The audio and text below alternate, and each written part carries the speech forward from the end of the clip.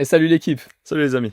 Aujourd'hui, c'est l'heure de nos prédictions pour la Ligue des Talents, la Ligue 1, 25-26, c'est maintenant.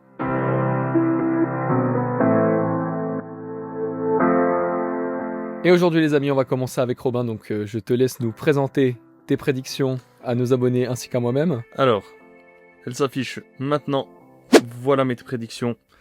Pas beaucoup de surprises, je dois bien t'avouer. J'ai essayé de faire un peu j'ai essayé de faire l'original, notamment pour le meilleur joueur. Ouais. Et après, j'ai abandonné. Voilà. Non mais je suis content parce qu'on a déjà pas mal de différences. On va Très bien. discuter. Alors, là par contre où j'ai fait l'original, c'est pour le vainqueur, le Paris Saint-Germain. Ouais. Voilà. Je suis surpris là. Énorme surprise. Le Paris Saint-Germain qui est la meilleure équipe du monde de la saison dernière. Qui, disons, à un match raté près, aurait dû prendre la Coupe du Monde des clubs également.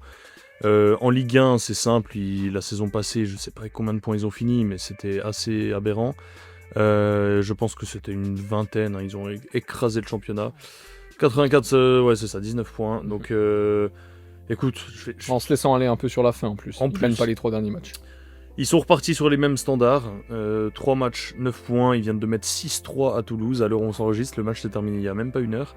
Je vais pas faire l'original, hein, je les vois continuer sur la même cadence, si je reprends mes prédictions. Je les vois continuer sur la même cadence parce qu'ils ont, y a pour un peu toutes les raisons, ils ont l'effectif le plus talentueux, le plus cher, celui avec les meilleurs joueurs déjà confirmés, ils ont des jeunes en plus qui poussent, à l'image de Désiré Doué, de Barcola. Ils ont le meilleur neuf de la saison passée avec Ousmane Dembélé. Le plan de jeu a enfin pris avec Luis Enrique, le pressing, le contre-pressing, ils sont bons en transition, ils sont bons en position, donc ouais, enfin bref. Le Paris Saint-Germain est au-dessus de cette Ligue 1. Maintenant, si on va là où il y a un peu plus de débat dans ce championnat, les places européennes. Alors... Parce que c'est à l'accoutumée très serré pour les places européennes. Exactement. Championnat, comme pour beaucoup d'autres d'ailleurs. Voilà, si on reprend le classement de la saison passée, ça s'est pas joué à grand chose. 65 pour Marseille, 61 pour Monaco, et après 60, 60, 57, 57. Surtout qu'on sait qu'il y a un flou encore plus en Ligue 1, où les 4 premières places ne sont pas automatiquement qualifiées. Exactement, là par exemple c'était barrage de Champions League. Qualification. Donc, j'ai mis en deuxième Lille et en troisième Monaco. C'est les 3 équipes avec le Paris Saint-Germain que je vois se qualifier pour la Ligue des Champions. Je m'explique. Lille réalise quand même un début de saison assez canon, je trouve. La belle histoire Giroud, quand même. J'aime bien ce genre d'histoire. Ils sont deuxièmes pour l'instant. Ils ont 3 matchs, 7 points. Et voilà. Ils se sont imposés quand même assez... Enfin, pas très largement, mais je trouve qu'ils ont quand même un effectif relativement complet et talentueux, surtout s'ils gardent cet homme-là qui s'est blessé malheureusement. Mais Aiden Zegrova qui a été linké souvent avec l'Olympique de Marseille ces dernières semaines, mais force est de constater qu'on arrive à 48 heures même pas de la fin du mercato et il n'est pas parti. Donc je pense qu'il devrait rester, surtout que son président s'est exprimé après le dernier match et a dit je ne suis pas au courant qu'il y a des discussions avec Marseille, etc. Donc ça a l'air un peu fermé. Ils ont toujours Mohamed Bayo qui est un attaquant quand même confirmé de Ligue 1. Giroud qui est revenu, la belle histoire, 38 ans, le tonton qui revient en Ligue 1. Gratuitement en plus. Ils ont quand même un effectif assez avec Bentaleb. Parce que le truc c'est que tu as parlé de leur très bon début de saison, ils viennent de s'imposer 7-1 d'ailleurs face à Lorient. Et ils ont beaucoup de blessés pourtant sur ce début de saison. Donc ça montre une certaine profondeur dans l'effectif, c'est clair. Ils vont récupérer du monde. Ils ont Thiago Santos, j'en avais parlé dans le mercato idéal, il me semble. C'était moi qui l'avais mis. C'est toi qui l'avais mis, voilà. Voilà, sinon ils ont toujours Thomas Meunier, des patrons. Ils ont des jeunes pousses, comme on voit, voilà. Ayoub Boadi qui est nominé au Golden Boy, il me semble. Exactement. Et puis ils ont des cadres avec André Gomes, avec Giroud, voilà. Bref, tout ça pour dire que je vois Lille faire une belle saison, surtout quand je vois les concurrents en fait. En fait, pour moi, cette 2-3e place, elle se jouait entre 3 équipes. C'était Lille, Monaco et Marseille. Okay. Pour moi, le reste était légèrement en dessous.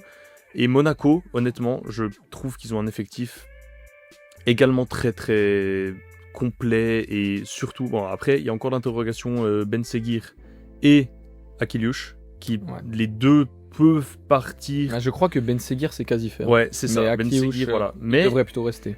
Alors, ils ont perdu à Lille, justement, mais ils se sont défaits assez facilement du Havre en première journée. Et ils doivent jouer demain contre Strasbourg, une autre équipe d'ailleurs un peu candidate aux places européennes. Mais avec toujours notre Brelem Bolo national, pour nous qui sommes suisses, ainsi que Zakaria qui est resté, qui devait partir en Arabie Saoudite fut un temps, à un moment dans le mercato. Ça s'est pas fait finalement. Et ça s'est pas fait, ils l'ont gardé, donc quand même un joueur que personnellement j'estime beaucoup, Denis Zakaria. Capitaine à Monaco, voilà. Je trouve qu'ils ont un effectif également super complet, ils ont été intéressants en Ligue des Champions l'année passée. Ils avaient battu le Barça d'ailleurs, après le Barça avait joué un bon moment à 10, mais voilà, ils avaient battu le Barça quand même. Et puis Monaco, je les ai mis derrière pour la simple et bonne raison que... Enfin, Marseille, pardon, je les ai mis derrière pour la simple et bonne raison que c'est Marseille. Et que, même pas après 3 journées, on a déjà vu tout ce que Marseille peut nous offrir dans une saison, à savoir extra-sportivement des dingueries, avec le cas Rabiot, Jonathan Rowe qui a du coup quitté l'OM, mais Adrien Rabiot qui pourrait être intégré au groupe, peut-être, en tout cas le président Longoria a ouvert la porte. Enfin, tout ça pour dire, pour illustrer un peu le fait que Marseille, c'est souvent assez instable. Et ça depuis beaucoup d'années maintenant. Donc je les ai vus un peu en dessous, en plus du fait que sportivement, si on regarde le classement de la saison passée, justement, l'OM, ils se sont qualifiés en Ligue des Champions. Et du coup, ils vont devoir jouer cette énorme phase de Ligue à 8 matchs. Pourquoi pas encore des barrages s'ils sont dans le top 24. Ils ont eu un bon petit tirage en plus, Liverpool, le Real notamment. Ouais, donc voilà, je pense que contrairement à Monaco qui est habitué à jouer la Ligue des Champions, Marseille pourrait égarer des points en Ligue 1. C'est d'ailleurs ce qu'ils ont fait dès la première journée, en perdant brillamment à 11 contre 10 à Rennes. 1-0 à la 90e, donc voilà, Marseille, je suis pas convaincu encore. Ce match-là leur a fait mal, ils se sont bien rattrapés contre le PFC, mais c'était chaud. Il faut dire qu'ils ont mis les 2 derniers buts à la 96e ainsi que la 81e. Ils gagnaient 3-0 et finalement ils s'étaient fait peur. Le PFC était remonté à 3-2. Donc voilà, Marseille 4e, et puis ensuite j'ai mis le Stade Rennais parce que j'estime qu'ils ont un bel effectif. Ils ont toujours Ludovic Blas notamment, que j'adore. Ils ont battu Marseille à la première journée, justement, on vient d'en parler. Et puis Lens qui l'année passée du coup ne s'était pas qualifié, il me semble, pour des places... Ah non, ils étaient en barrage, ce qui fait que... Non, ça c'est le classement de cette année. Ah ouais. Non, alors ils s'étaient pas qualifiés, c'était bien ce que j'avais vu, je me suis brain moi-même. Ils s'étaient pas qualifiés, et du coup une équipe comme Lens, qui pour moi a beaucoup de qualité, et qui du coup pourra se concentrer uniquement sur le championnat de Ligue 1, je pense qu'ils ont les armes pour aller chercher une place du coup qui serait une 6e place du coup de la Conference League ou des barrages d'Europa League, je sais plus exactement. Ça dépend forcément des autres championnats également. Donc voilà mon top européen. Et puis si je vais tout de suite sur mes relégués, j'ai mis Metz, Angers et Le Havre. Je vais commencer par Le Havre parce que c'est l'équipe qui était très chaud ici l'année passée. 34 points, ils finissent 1 point devant le barragiste qui était Reims, qui a fini par couler d'ailleurs. Honnêtement, ça fait 2 années de suite qu'ils échappent de très peu à la relégation. L'année d'avant, ils finissent également à cette 15e place, encore une fois 3 points devant le 16e. Et puis quand je vois leur effectif ici, sur Transfermarkt, qui n'est franchement pas top et qui est l'un des plus faibles d'ailleurs de Ligue 1, Le Havre, ils sont là. Et quand je vois la gueule de leur mercato estival, ils ont fait des transferts libres et un prêt, voilà. Mais que tu peux aller sur la balance des transferts parce que je pense que vraiment pas zéro. Voilà. Je pense que c'est un club qui est financièrement pas très équipé. Ils ont pris un transfert par exemple des Grasshoppers de Zurich qu'on connaît, qui c'est pas, ça vaut pas normalement un club de Ligue 1, en tout cas première partie de tableau, etc. Puis honnêtement, je connais pas les autres joueurs qu'ils ont pris. Ils ont évacué un ailier droit aussi en transfert libre, mais sinon c'était que des fins de contrat. Donc voilà, tout ça pour dire que je pense pas qu'ils ont les ressources pour se maintenir à terme en Ligue 1. Ça a l'air d'être compliqué. Ils ont pas de superstars, de joueurs confirmés de Ligue 1 qui leur assurent des buts. Et puis ils ont l'effectif, le deuxième plus faible effectif en termes de valeur marchande de Ligue 1. C'est pour ça que je les mets. Je pense que cette année sera la saison de trop et que le Havre du coup descendra. Et ensuite j'ai mis Angers et Metz. Metz qui vient de remonter. Je vais commencer par Angers parce qu'ils étaient aussi en Ligue 1 l'année passée. Angers a l'effectif le plus faible de Ligue 1. Mais en plus de cela, ils ont fait un gros transfert cet été. Si on regarde la balance, ils sont à plus 13. Ouais. Ils ont vendu Esteban Le Paul, qui était un attaquant confirmé qui jouait depuis 3 saisons chez eux. L'année passée, il a mis 9 buts en Ligue 1 et c'était leur meilleur buteur. Ils l'ont perdu et ils l'ont remplacé par cet avant-centre, Prosper Peter, que je ne connais pas du tout. De SCO d'Angers. Mais en général, quand tu perds, quand tu es déjà un club relativement en difficulté, sur la saison dernière, ils se sont sauvés assez largement quand même. Finalement, ils avaient 3 points sur le barragiste et 6 sur le Saint-Etienne. Mais quand tu t'appelles Angers et que tu perds ton meilleur buteur et que tu ne le remplaces pas qualitativement, je pense que ça va être compliqué. En général, pour ce genre de club qui ont un attaquant qui leur assure beaucoup de points comme ça, surtout quand on se bat pour la fin du classement. Et puis finalement, le FC Metz, uniquement parce qu'ils font l'ascenseur depuis des années. Si je prends la Ligue 1 d'il y a 2 ans, donc l'année passée, ils ont été promus de Ligue 2, mais il y a 2 ans, ils avaient coulé. Enfin, ils étaient en barrage et ils avaient coulé. Donc ça veut dire que l'année d'avant en Ligue 1, en 22-23, ils étaient déjà montés de Ligue 2. Donc c'est clairement une équipe qui, chaque fois qu'elle monte, elle redescend directement. Et je vais pas faire le connaisseur de l'effectif du FC Metz précisément, etc. Mais je les vois refaire la même chose que les 4-5 dernières années, à savoir redescendre après une montée. Surtout si on prend les autres concurrents à la descente, du coup, que sont par exemple des clubs comme Nantes qui ont fini très proche de la barre l'année passée, comme Auxerre, Lorient qui vient de remonter également. J'ai comparé un peu les effectifs et c'est quand même des effectifs plus qualitatifs chez ces clubs-là. Sans parler du Paris FC qui a fait un mercato XXL pour dire que c'est un club qui est monté de Ligue 2. Donc voilà, c'est pour ça que j'ai choisi ces 3 clubs à la descente. Et puis je vais passer du coup sur les 2 derniers. Le meilleur joueur pour moi, j'ai voulu faire l'original. Forcément que ça allait être un joueur du Paris Saint-Germain, étant donné que je les vois champions, ce sera forcément un joueur du Paris Saint-Germain. J'ai pensé à Vitinha. Pourquoi pas, j'ai pensé à d'autres joueurs comme Kvara, je me suis dit première saison complète avec le Paris Saint-Germain, pourquoi pas faire une saison pleine et être meilleur joueur de Ligue 1. Mais à la fin, je me suis dit, qui est le patron de ce Paris Saint-Germain ? C'est Dembélé. Le futur Ballon d'Or peut-être. Le futur Ballon d'Or possiblement. Surtout que Kvara, le match de cet après-midi, il était même pas titulaire. Je pense qu'il va y avoir un peu une rotation entre Désiré Doué, Barcola et Kvaratskhelia. Je me suis dit, qui va marquer, faire le plus de stats normalement ? Ça devrait encore être Dembélé s'il continue comme sur la saison passée. Ah, surtout qu'il a pris 2 pénaltys aujourd'hui. C'est pas Vitinha qui les a tirés ? Ouais, en plus. Parce que Vitinha, qui est par ailleurs un très bon tir de pénalty, a raté, il me semble, ces 2 derniers. Ces 2 derniers, c'est ça. Donc il y a un petit changement à ce niveau-là, ouais. Donc voilà, je me suis dit, si le Paris Saint-Germain est champion et que Dembélé a de nouveau plus de stats, le plus de stats en Ligue 1, ce sera lui le meilleur joueur parce que les stats font la différence, même si Vitinha est un joueur magnifique. Et puis mon hot take, il est très simple à comprendre et il est pas vraiment réalisable, je pense. Ousmane et Barcola. Non, c'est le Paris Saint-Germain en tant qu'équipe fera la meilleure saison qu'un club n'ait jamais fait dans l'histoire de la Ligue 1 et finira invincible. Ok, d'accord. Voilà. Ça n'a jamais été fait. Ça n'a jamais été fait. On en a parlé l'année passée d'ailleurs, parce qu'on pensait que ça pouvait être fait. C'est ça. Finalement, ils ont un petit peu lâché sur la fin, parce qu'ils avaient clairement d'autres compétitions à jouer. C'est ça. Et bien leur en a pris. Et je me dis que cette année, avec l'année passée, le projet de jeu s'est mis en place véritablement l'année passée, à peu près au milieu de la saison. Je me dis que cette saison, ils entament le championnat et la Ligue des Champions aussi, avec un plein de confiance, en ayant le statut de meilleure équipe du monde. Je pense que le Paris Saint-Germain peut réaliser une saison invincible et un grand bien leur face du coup s'ils arrivent à le faire, parce que ce serait la première fois dans l'histoire du coup. Donc voilà. Je vais te laisser passer toi sur tes prédictions si ça te va. On y va. On y va. Alors, c'est parti.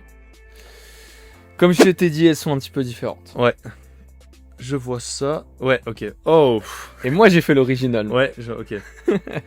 Je vais commencer par le vainqueur. Également très original, le Paris Saint-Germain. Voilà. On va continuer dans la vanne jusqu'au bout tant qu'on y est. Non, mais voilà, pour toutes les raisons que tu as évoquées, il n'y a pas de raison que la meilleure équipe au monde ne domine pas son championnat, d'autant que la Ligue 1 n'offre pas une concurrence hyper, j'ai envie de dire, féroce pour le titre. Il n'y a pas de suspense. Comme ça peut être en première ligne. Mais en fait, ça arrivait où des fois des autres clubs arrivent comme ça à venir taper un petit championnat de temps en temps. On a eu Monaco en 2017, on a eu Lille. C'est les deux seuls en fait.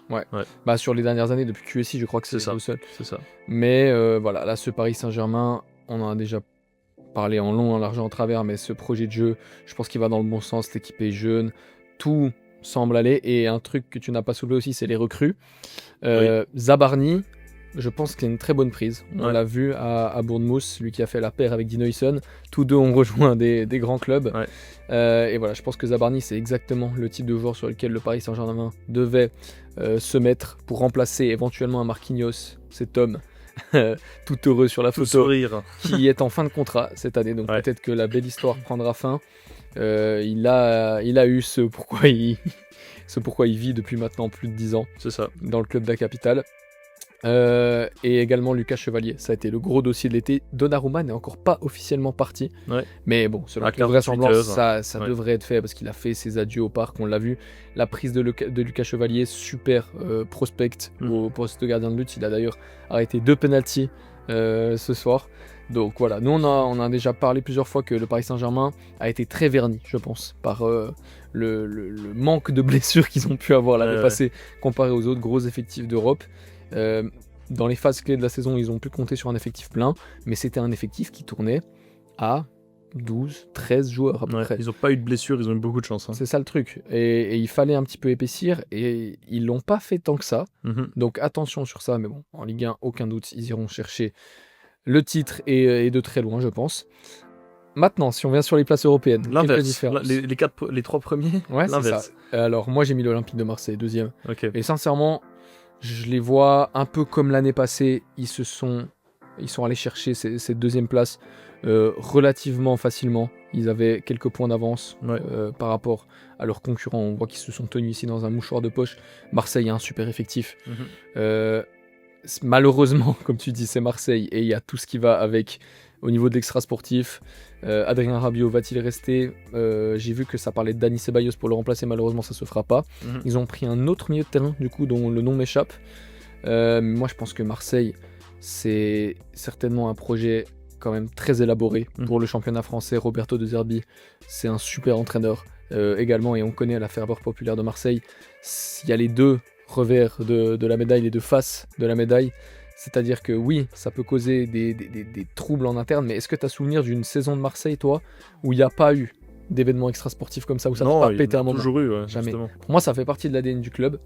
Et j'ai entendu un débat qui disait qu'en fait, peut-être que le fait que ça soit arrivé à la première journée, c'est pas une si mauvaise chose. Ouais, peut-être. Parce que comme ça, il y aura peut-être un esprit un peu de groupe revanchard et une unité autour du club, parce que tu sens l'amour que ses supporters forcément, mais aussi que les joueurs ont de revêtir cette tunique du club phocéen. Mais voilà, moi je parlais d'effectifs, je pense à Pierre-Emerick Aubameyang qui est revenu, ça c'est vraiment une super prise. Ce mec-là, mais quel joueur sous-coté je trouve quand même. Il arrive, but sur but directement, et en plus il épaule des plus jeunes en attaque, comme Amine Gouiri, comme Mason Greenwood, que j'ai mis meilleur joueur de la Ligue 1 l'année passée, qui je pense peut encore faire tout l'étalage de ses qualités cette année, également en Ligue des Champions. Donc voilà pourquoi j'ai mis Marseille deuxième. Je pense que simplement au niveau de l'effectif, ils ont un effectif très très très complet. Monaco, que j'ai mis troisième parce que c'est la stabilité. J'ai 2-3 doutes sur Monaco. Ils ont fait 2 coups intéressants que sont Ansu Fati et Paul Pogba sur le mercato. Mais c'est tout autant des questions que des réponses. Exactement. On va dire que dans leur prime et intrinsèquement, ça peut être de super joueurs. Mais qui te dit que Paul Pogba va ne serait-ce que rejouer vraiment dans ce milieu de Monaco? Je suis pas convaincu. Il existe vraiment... Le monde des possibles est extrêmement large, je pense, avec l'AS Monaco. Il en va de même pour Ansu Fati. Et j'avais également peur de la perte de leur capitaine Denis Zakaria, donc finalement, apparemment, ça se fera pas, tant mieux pour eux. Mais voilà, Monaco, c'est quand même, comme tu l'as dit, un effectif solide. Voilà, cet effectif monégasque, c'est quand même le deuxième plus valuable de Ligue 1, devant celui de l'Olympique de Marseille, justement. Avec quand même des joueurs toujours très intéressants, voilà, Thilo Kehrer, Mohamed Salisu, Eric Dyer aussi, très bonne recrue du Bayern. Je pense qu'il peut apporter toute son expérience à la regard de Monaco. Caio Henriquet, on avait parlé d'ailleurs, il me semble, avec Vanderson aussi. C'est latéraux brésiliens. Denis Zakaria, donc comme on l'a dit qu'il reste, également Golovin, Elias Benseguir, lui c'est pas sûr qu'il va rester, par contre vraiment la star de cette équipe pour moi c'est Magnus Akliouche, et lui je pense qu'il va rester. Donc voilà, je pense que Monaco a de quoi quand même aller chercher cette place qui les qualifierait directement pour la Ligue des Champions. On aurait ainsi les 3 mêmes clubs dans le même ordre. C'est là qu'il va y avoir un petit peu de changement. Pour moi, je vois le LOSC 4ème. Comme pour toi, ils ont fait un très très bon début de saison. Pour le moment, ils sont classés à la 2ème place. On sait qu'il n'y a eu que 3 journées de jouer, mais voilà, des bonnes prises, comme tu as parlé, celle de Giroud, un effectif très complet. Et voilà, je pense qu'à Lille, ça bosse toujours bien. On sait, ils ont eu des départs souvent importants. Je pense notamment à celui d'Osimhen. Je pense maintenant à celui de Jonathan David qui est parti. Mais ils savent toujours bien compenser, bien travailler. Donc voilà, pour moi, ils peuvent aller chercher la 4ème place cette année. D'autant que moi, ceux que j'aurais peut-être vu aller un peu plus haut cette année, c'est Lyon. Lyon, je les mets quand même 5ème et je les aurais mis 4ème avant ce matin. Ouais, le départ de Georges Mikotadze s'en est allé, exactement. Parce que Lyon, franchement, chapeau à eux. Parce que malgré tous les déboires qu'ils ont pu connaître ces derniers temps, si je vais un petit peu sur leur effectif, ils ont quand même de très bons joueurs. Ils ont malgré tout un effectif qui ne pèse plus tant que ça dans la balance. C'est maintenant le 6-7e effectif de Ligue 1. Mais voilà, il y a toujours Corentin Tolisso au milieu qui franchement a retrouvé un niveau très intéressant. On en parlait d'ailleurs potentiellement dans la liste de Didier Deschamps. Et avec lui, Tyler Morton et Tanner Tessman qui apparemment forment tous les 3 un très bon triangle dans le milieu du club lyonnais. Malheureusement, voilà, cet homme-là, Georges Mikotadze, s'en est allé. Et ça va être compliqué parce que c'est quand même le buteur maison, surtout que Alexandre Lacazette est parti également. Le signe d'espoir pour cette saison, c'est que Malik Fofana va rester, vraisemblablement. Je pense que lui, il partira certainement l'année prochaine, mais en attendant cette année, pouvoir compter sur un Malik Fofana, c'est top. Donc je pense qu'il peut les accompagner vers quand même de bonnes places tout au sommet de ce classement. Et ensuite, je vais terminer avec mon dernier européen. Pour moi, c'est Strasbourg.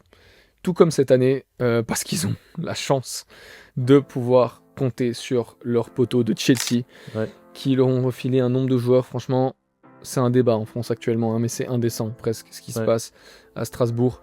On voit, ils ont le 4e effectif le plus valuable de Ligue 1. C'est quelque chose qui était totalement imaginable il y a encore quelques années de ça, quand Strasbourg était un club d'ailleurs de Ligue 2, ou alors qui faisait justement un petit peu cet ascenseur, ce club du peuple, qui est devenu un club avec des noms, Kenry Paez, futur espoir de Chelsea, mais c'est pas le seul. Si on va dans cette fenêtre d'arrivée, on voit qu'il y a pas moins de, attention, accrochez-vous bien, 23 joueurs, 23 nouveaux joueurs, si on compte les fins de prêt. Mais voilà, tout ça, vous voyez qu'il y a des petites indemnités, ça c'est également, à mon avis, pour aider un peu le fair play financier de Chelsea, il doit y avoir quelques petites passe-passe qui doivent être faits ici. Mais voilà, si vous voulez voir déjà des petites prospects de Chelsea, regardez Strasbourg, Matissa Mougou également. Et on voit que c'est quand même pour des sommes assez importantes. Donc voilà, vous voyez ici Chelsea. Voilà, on peut en penser ce qu'on en veut, mais je pense que Monaco, il y aura du beau football dans le nord de la France cette année. Pour passer sur les relégués, j'ai mis les mêmes que toi, une différence près, c'est que j'ai mis Lorient. Parce que Lorient, ils se sont fait détruire aujourd'hui. Et même, c'est un club qui n'est pas un club nécessairement installé en Ligue 1. On voit, l'année passée, ils étaient en Ligue 2. Ils ont fini champions de Ligue 2. Mais voilà, on sait que cette ascension est parfois pas facile à faire, à l'inverse du Paris FC qui, lui, peut compter sur un soutien financier énorme, détenu par LVMH. Il y a même des ambitions d'Europe, apparemment, du côté du Paris FC. Donc je pense que ça prendra peut-être un petit peu de temps à se mettre en place. Mais voilà, je pense que des clubs comme Lorient ne peuvent tout simplement pas se battre contre ce genre de géants quand il s'agit de lutte contre la relégation. Et si on retourne dans la liste des effectifs, ça m'intéresse, mais je pense que Lorient, on doit pas être... on est par ici aussi dans le bas de classement au niveau du coût d'effectif total. J'ai pensé moi au FC Nantes aussi, mais ils ont réussi quand même un bon petit début de saison. Il me semble, voilà. Ils ont quand même pris pour le moment 3 points, donc un bilan assez équilibré, une victoire, un nul, une défaite. Ils ont un joueur qui, je pense, risque de partir par contre.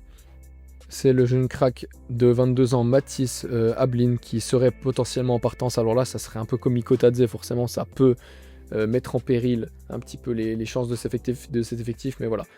Ils commencent déjà à prendre des points, c'est toujours bon pour la confiance, à l'inverse de leurs concurrents directs. Je vais directement aller sur mon meilleur joueur, parce que là, je me suis un petit peu mouillé. Ouais. Je pense que João Neves, c'est l'un des joueurs les plus importants de Luis Enrique, si ce n'est le plus important. C'est un peu un non populaire, là, presque, que je balance. Ouais. Mais quand tu regardes le PSG, Vitinha, c'est la construction, c'est la passe. Mais João Neves, c'est encore plus, je trouve, en fait. Il est buteur, il récupère. T'as regardé le match de cet après-midi, toi? Même pas. Même pas. C'est ça, ne m'attrapez pas. C'est pas parce qu'il a mis un triplé. Ouais. Et ça confirme mes dires. Je l'avais mis avant, pour être honnête. On a fait les synthés avant. Donc João Neves, non mais quand tu regardes déjà la saison dernière, il a quand même vachement métamorphosé le milieu de terrain du PSG. Parce que Vitinha était déjà bon. Fabian Ruiz, c'était compliqué. Mais ça a été un peu la pièce manquante dans ce milieu à 3, je trouve. Et ouais, on sait qu'il a aussi maintenant cet aspect très buteur. Il était également meilleur passeur décisif l'année passée au début de championnat. Ouais. Donc il peut aussi s'appuyer sur un bilan comptable assez intéressant. Et si on ouvre sa page FBref, regardez-moi ce radar statistique. C'est du vert de partout. Et j'ai comparé avec Vitinha. Vitinha est surtout très très fort dans la passe. Il est 99e centile sur toutes les statistiques de passe. En revanche, il n'a pas cette activité défensive qu'a João Neves. Et il n'a pas également ce bilan offensif substantiel. On voit ici 87e centile en ce qui concerne les non-penalty XG. Pareil sur les assists, il est vraiment dans le haut du panier des joueurs à son poste en Europe. Donc voilà, João Neves, moi je pense que surtout en Ligue 1 et dans un Paris Saint-Germain où il n'y a pas de star finalement, on l'a déjà répété assez de fois, et il n'y a même pas de star offensive. Ousmane Dembélé, certes, c'est le contender au Ballon d'Or, mais je pense que il sera certainement sur des chiffres qui seront relativement similaires à ceux de Kvara, ceux de Doué, ceux de Barcola, s'ils se partagent le temps de jeu. À voir s'il a les pénaltys, ça risque de changer un petit peu, forcément. Mais voilà, moi je mets João Neves, et pour le hot take, attention. Attention, le classique. Exactement, on va sur le classique, et moi je vais dire que cette année, et malgré tout le bien que je viens de dire du PSG, l'OM va gagner un classique. Ok, ouais, première fois depuis 3 ans, il me semble. Ouais, la dernière fois c'était en Coupe de France. Exactement. C'était en Coupe de France la dernière fois, il me semble. C'est ça. Ouais, donc voilà, moi je pense que l'OM peut prendre un classique cette année sur un match de folie comme ça. Ouais. Au Vélodrome forcément. On verra. Okay. Ça peut être au Parc des Princes. Des fois, le Paris Saint-Germain a la coutume de perdre un match face à un de ses concurrents directs au Paris Saint-Germain. J'ai l'impression qu'ils font ça chaque année. Ça peut être contre l'Olympique Lyonnais, contre l'OGC, et j'en passe. Mais cette année, je vois Marseille peut-être quand même prendre un petit classique. Ok, intéressant. Pourquoi pas. Écoutez, c'est tout ce que le peuple marseillais demande, j'imagine, après ce mercato agité, mais pour le coup réussi. En tout cas, on a hâte de cette saison de Ligue 1 qui promet d'être assez spectaculaire à l'image de ses débuts. Il y a eu beaucoup de buts, surtout aujourd'hui. Les équipes ont l'air de bien jouer. Il y a des belles histoires comme Olivier Giroud, le Paris Saint-Germain.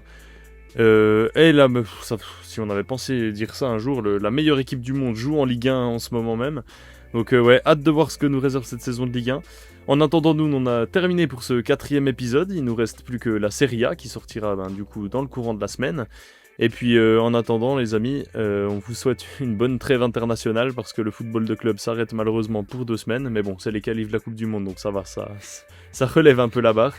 Et puis nous, on vous dit à une prochaine pour ce dernier épisode avant de parler un peu Ligue des Champions et pourquoi pas club et nation également. Donc voilà, ciao, bonne soirée. Ciao.